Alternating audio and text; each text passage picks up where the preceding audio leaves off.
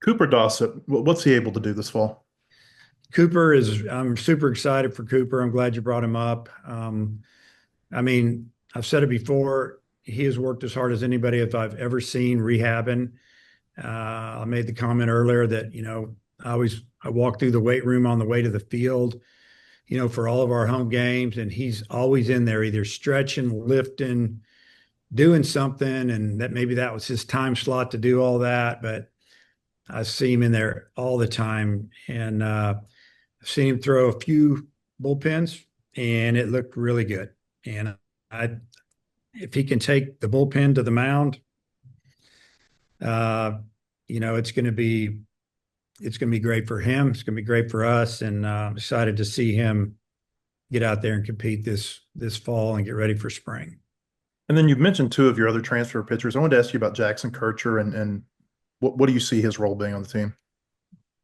Well, Jackson, coming out of high school, Jackson went to Oklahoma, and looking back, we should have recruited him a little bit harder.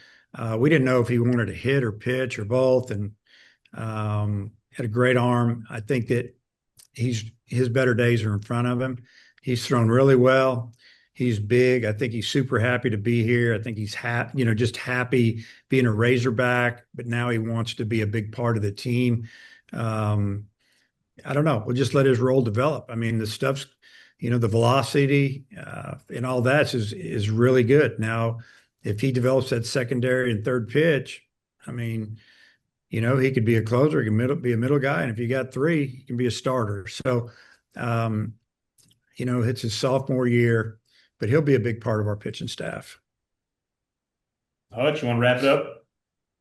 Dave, you mentioned the smaller rosters earlier. I remember when the House settlement came out, you weren't necessarily the biggest fan of the reduced roster sizes. Now that you're kind of seeing the impact of it, kind of what are your thoughts on all that? Well, I mean, obviously, we have to get to a number, as far as who are turning in, who's eligible to play.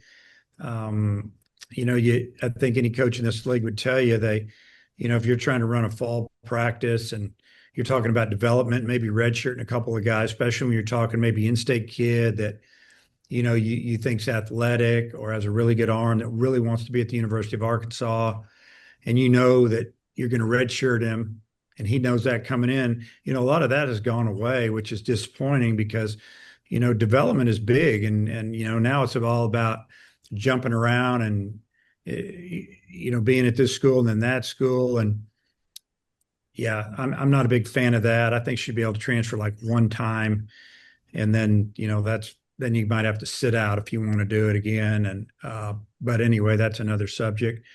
um, I don't think it's really affected us the way we recruit. uh, I think it's just affecting the kids coming out of high school. I mean, there's a lot of good high school kids that are going to trickle down to mid majors or to junior colleges, and the kids that are good that are going to go to these mid majors, they're going to just use it like a junior college, and they're going to go back to a Power Four if they get an opportunity, and then that just cuts down on the young kids coming into those schools. So I don't know the exact answer, but uh, I I just kind of feel bad for maybe the kids coming out of high school. And then also, I mean, you've got, the increase in scholarships too. You don't have just the 11.7. I remember I talked to Parker Coyle and he said that was a big deal with his decision to come back. I mean, are you seeing some trickle down of like maybe the guys coming to school that wouldn't otherwise, or guys coming back for another year because of the increased scholarship on top of the NIL and rev share? Yeah, so definitely, um, the scholars. I'll just tell you this: we don't have 34 fulls. You know, some schools might, but then they might not get something else. Whatever. Some schools have a lot more than others.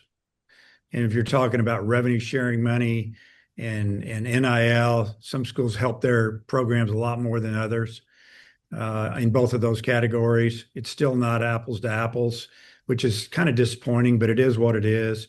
Um, but I definitely think that when you can tell a young man and his parents that he's going to be on a full scholarship, and then maybe you can give him a little bit of more if you get some rev share money or help him find some NIL money, whatever the case may be, it's going to keep some kids from signing professional, and it's going to keep some kids that maybe are going to transfer that are draft eligible will come play another year at a school like Arkansas or an SEC school or ACC school instead of signing for a small amount, coming out of the school they're leaving.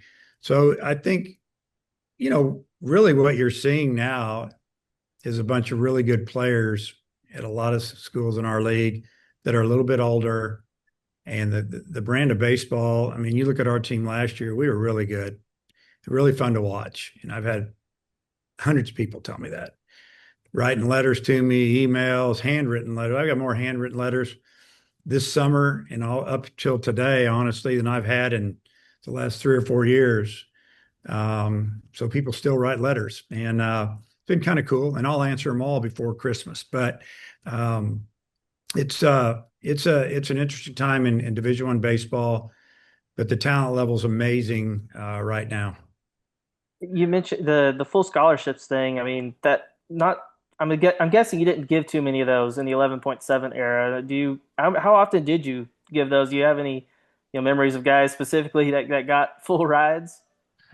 I gave one at Northwestern State one time to a young man named Brian Lawrence out of Panola Junior College, and all as he did was, that was comboed up with some Pell Grant and some other things, and he was engaged, and he turned down some really big schools to come to us because we gave him that because he needed it.